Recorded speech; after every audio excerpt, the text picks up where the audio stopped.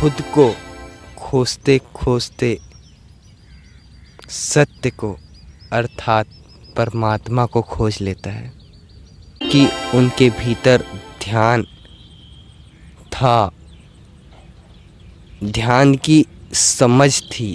आज का सवाल हर ध्यानियों के लिए बहुत महत्वपूर्ण है। सवाल ये है कि ध्यान की आवश्यकता किन्हें है, ध्यान किन्हें करना चाहिए। ध्यान की आवश्यकता तो पहले समझते हैं ध्यान है क्या चीज़। ध्यान सिर्फ वो नहीं कि हम एक जगह आसन लगाकर बैठ जाएं और एकाग्र करें, सिर्फ वो नहीं। ध्यान तो शांति की उच्चतम अवस्था को कहा जाता है। ध्यान की अनेक विधियां हैं। आप जितने विधियों से गुजरेंगे ना, कुछ परसेंटेज आपका मन शांति की तरफ अग्रसर होगा। तो सवाल ये आता है, क्या हमको बैठकर ध्यान नहीं करना चाहिए या करना चाहिए? ध्यान हर एक व्यक्ति को करना ही चाहिए। उसकी आवश्यकता आज हमें बहुत पड़ रही है, क्योंकि आप अपने आसपास देख पा रहे हैं हर कोई दुख की तरफ खुद को प्रेरित कर रहा है। वो कुछ भी देख रहा है, कुछ भी सुन रहा है, हर चीज़ उसे दुख की तरफ ही लेकर जा रही है। तो क्या बैठकर ध्यान नहीं करना चाहिए? कुछ पल प्रयास कीजिए, कुछ पल कम से कम बैठिए, तो अपने साथ तो रहिए, खुद के साथ एक समय तो बिताइए। जब आप खुद के साथ समय बिताने लगते हैं ना,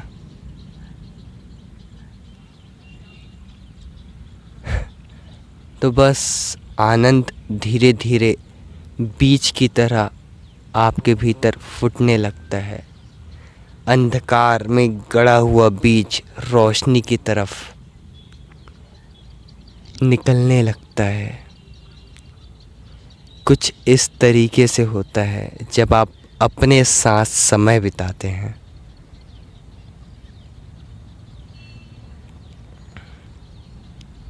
तो सवाल ये आता है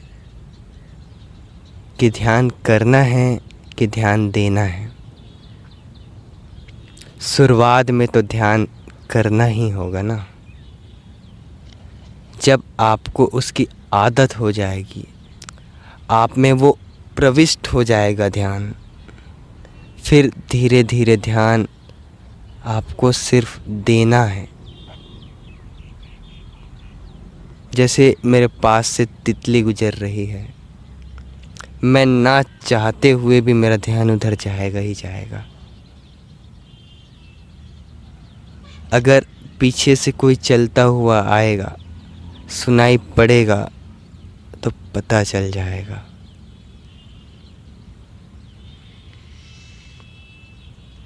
ध्यान मनुष्य की एक ऐसी अवस्था है जहाँ वो खुद को खोजते खोजते सत्य को अर्थात परमात्मा को खोज लेता है। इसीलिए तो इतने संत इतने ऋषि मुनियों ने अपने पूरे जीवन लगाकर सिर्फ आपके लिए इन प्रयोगों को लिख कर छोड़ा है। क्यों? क्योंकि आप इस मार्ग पर जाकर अपनी मन की शांति को उपलब्ध हो सके।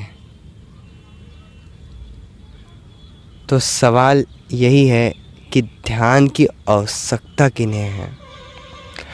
हर वो व्यक्ति को ध्यान की आवश्यकता है जो दुख की तरफ या अभी भी दुख की अवस्था में है। आनंद की पुलक उनके भीतर नहीं आई हैं। उनको अभी भी और आगे भी ध्यान की आवश्यकता रहेगी ही।